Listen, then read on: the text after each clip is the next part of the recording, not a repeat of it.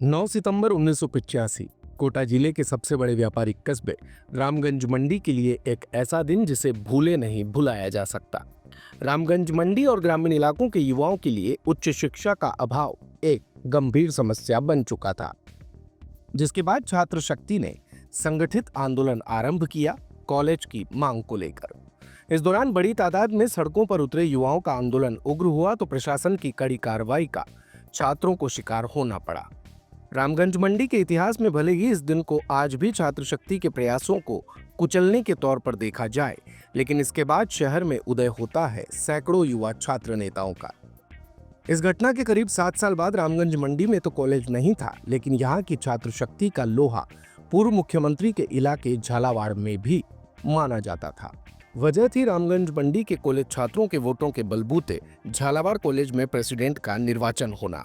साल 1993 में रामगंज मंडी के भीतर छात्र संघर्ष समिति को संचालित करने वाले पवन बाबेल झालावाड़ के राजकीय महाविद्यालय में अपना एक अलग वजूद रखते थे। रामगंज मंडी नगर पालिका के पूर्व चेयरमैन और वरिष्ठ कांग्रेस नेता गोविंद लाल गुप्ता के पुत्र पवन ने कड़ी मेहनत और कुशल रणनीति के तहत साल 1993-94 के छात्र संघ चुनावों में रामगंज मंडी के तहसील वोटों को एकजुट कर लिया था। उस समय रामगंज मंडी से छात्रों को मतदान के लिए लेकर जाना और वोट डलवाना भी बेहद रिस्क से भरा होता था, लेकिन पवन बाबेल, धर्मेंद्र जादौन जैसे युवा नेताओं की रणनीति ने काम किया और रामगंज मंडी के वोटों के आधार पर ही उस समय की एनएसयूआई प्रत्याशी मीनाक्षी चंद्रावत तकरीबन 125 वोटों से जीत सकी। इस एक रणनीति ने उन्हें छात्र राजनीति में स्थापित कर दिया और यहीं से पवन बाबेल पहुंचे कांग्रेस के छात्र संगठन एनएसयूआई की जिला कार्यकारिणी में। यहाँ आपको ये भी बताते हुए चलें कि झालावाड़ कॉलेज से जीतने वाली ये वही मीनाक्षी चंद्रावत थी जो बाद में खानपुर विधानसभा से विधायक भी रही। तो पवन बाबेल इसके बाद एनएसयूआई से यूथ कांग्रेस के जिला उपाध्यक्ष और उसके बाद कांग्रेस के प्रमुख संगठन में कई पदों पर रहे। चित्तौड़गढ़ से सांसद रहे उदयलाल आंजना के चुनाव में घर घर पहली बार पर्ची बांटना हो या पूर्व मंत्री रामकिशन वर्मा के चुनाव में युवाओं की टीम का काम देखना, संगठन के लिए उन्होंने खूब काम किया। लेकिन ये सारी बातें अब अतीत की होकर के रह गई है, क्योंकि साल 2008 के बाद 17 वर्षों तक राजनीति का उभरता हुआ ये सितारा एकदम से अपनी उड़ान को रोक लेता है। नमस्कार, आप देखना शुरू कर चुके हैं हाड़ौती समाचार का खास कार्यक्रम शख्सियत, और आज हम बात कर रहे हैं इस प्रोग्राम में रामगंज मंडी कांग्रेस के नवनियुक्त नगर अध्यक्ष पवन बाबेल की।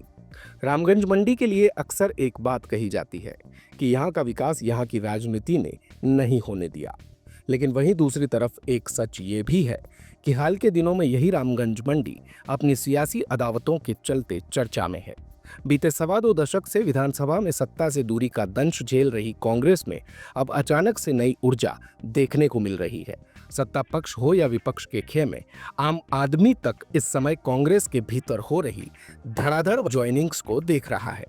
इन ज्वाइनिंग्स के कुछ हो सकते हैं, लेकिन आम लोगों में परसेप्शन बन रहा है कि पवन बाबेल का नगर अध्यक्ष बनना कांग्रेस के लिए काम कर गया। जब पवन बाबेल अध्यक्ष बने थे तो पूरी विधानसभा से लोग उनका स्वागत करने पहुंचे थे, लेकिन क्या इस स्वागत सत्कार का कोई परिणाम चुनावों में भी देखने को मिलेगा? क्या रणनीति होगी कांग्रेस की? सुनिए क्या कहते हैं नगर अध्यक्ष पवन बाबेल। रामगंज तहसील के जो कार्यकर्ताओं को जो प्रेम मिला है, उन्होंने मेरे पिताजी की वर्किंग देखी कांग्रेस पार्टी में। ठीक विगत 20 वर्ष में पार्टी में एक्टिव नहीं था, लेकिन हर इलेक्शन में लेके, चाहे छात्र इलेक्शन हो, चाहे पंचायत के चुनाव हो, चाहे नगर पालिका के चुनाव हो, मैंने बैक में लेके कांग्रेस पार्टी को काफी सहयोग करा है। मेरे आज जो मुझे भी नगर अध्यक्ष बनने का जो प्रेम मिला है, तो नो डाउट मुझे भी एक जिम्मेदारी का एहसास हुआ है कि मैं जितने मेरे वरिष्ठ कांग्रेस के नेता है, चाहे ब्लॉक के हों चाहे नगर के हों, उन सबके साथ मिलकर पंचायत की रणनीति को तैयार करेंगे। 40 ही वार्ड में पहले वार्ड अध्यक्ष बनाएंगे, उनकी कार्यकारिणी बनाएंगे। उसके बाद वोटर लिस्ट में जो चेंजेस हुए हैं उन सबको एनालिसिस करेंगे, भाई ये वोटर यहाँ रहता है या नहीं रहता है। उन सबको बीआरओ से मिलकर उनका नाम कटाएंगे, नए वोटरों का नाम उसमें जुड़ाएंगे। और मेरी प्लानिंग है इस बार नगर पालिका का जो घोषणा पत्र बनेगा उसमें कम से कम हर वार्ड का एक घोषणा पत्र बनेगा। भाई इस वार्ड की ये प्रॉब्लम है, अगर हमारा बोर्ड बनता है या हमारा वार्ड मेंबर भी जीतता है तो हम आपको इस वार्ड में सारी प्रॉब्लम क्लियर करेंगे। उसके बाद 40 वार्ड के बाद एक बड़ा घोषणा पत्र रामगंज मंडी विकास के लिए करा जाएगा। मैंने भी पहले भी एक इंटरव्यू बताया है कि सबसे बड़ी प्रॉब्लम रिंग रोड की है। खास तौर पर नीम तौर से रामजन मंडी भी एक 4 लेन रोड बनना चाहिए। यहाँ से चेचड़ पे जो 8 लेन का जो पॉइंट है 4 लेन बनना चाहिए। एक कॉरिडोर बनना चाहिए ताकि रामजन मंडी का जो व्यापार अभी विगत 20 सालों में जो भाजपा के शासन में यहाँ जो कंटिन्यू रहा है उसमें जो डाउनफॉल आया है, ये इंडस्ट्री 4 लेन बनने से इंडस्ट्री कॉरिडोर डेवलप होगा, रामजन मंडी के व्यवसाय को काफी एनर्जी बूस्ट मिलेगी उससे। पवन बाबिल अंतिम बार साल 2008 में कांग्रेस के टिकट पर चुनाव लड़े पूर्व मंत्री रामगोपाल बैरवा के साथ दिखाई दिए थे, लेकिन इसके बाद से वो लगातार सक्रिय राजनीति से दूर रहे। हालांकि इस बीच संगठन या चुनाव प्रत्याशियों को, चाहे फिर वो कॉलेज चुनाव हो या पंचायत चुनाव, उन्होंने हर संभव मदद की है।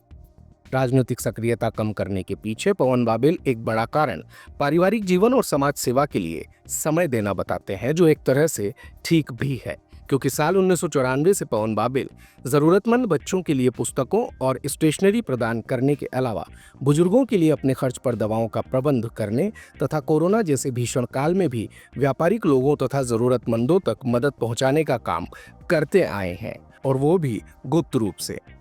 पवन बाबिल का पुनः राजनीति में सक्रिय होने का कारण रामगंज मंडी की सत्ता पक्ष द्वारा की जा रही अनदेखी को वो बताते हैं। बाबिल का कहना है कि उनके पिता पूर्व चेयरमैन गोविंदलाल गुप्ता के कार्यकाल में धान मंडी को न सिर्फ अपना परिसर मिला, बल्कि नगर में भी बिजली और पानी की व्यवस्था सुदृढ़ हुई।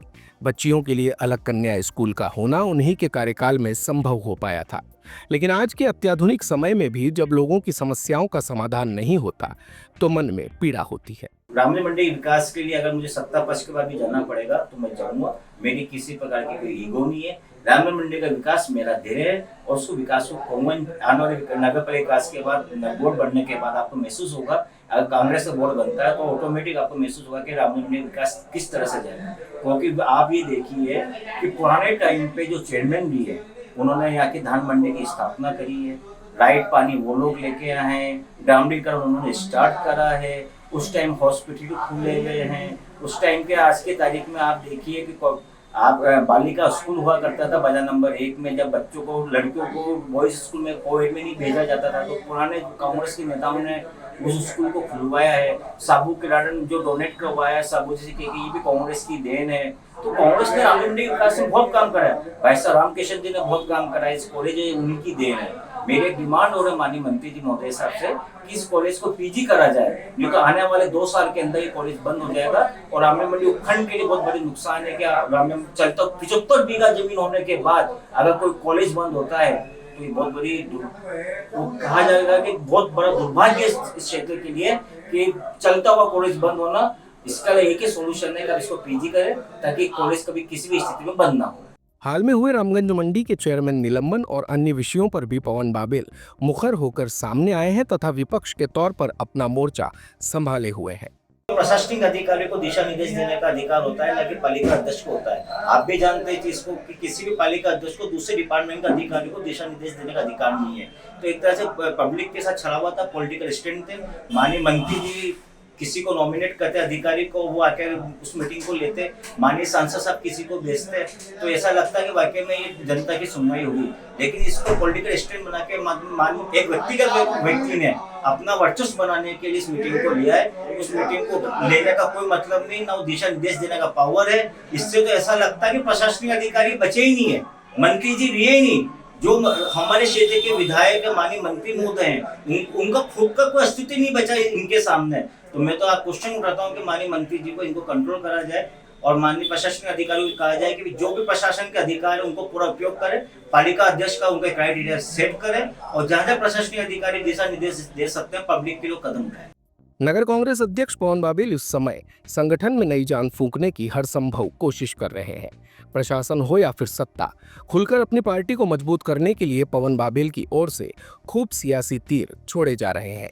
लेकिन उन्हें ध्यान में एक बिंदु ये भी रखना होगा कि जिस पार्टी का वो नेतृत्व कर रहे हैं वो साल 2003 से विधानसभा और बीते 1 दशक से रामगंज मंडी में लोकसभा का चुनाव नहीं जीती है, बल्कि कई हजारों वोटों से मुंह की भी खाती रही है। कांग्रेस नगर अध्यक्ष के लिए पार्टी को एक सूत्र में पिरोकर रखना भी एक बहुत बड़ी चुनौती होगा। देखते रहिए हाड़ौती समाचार।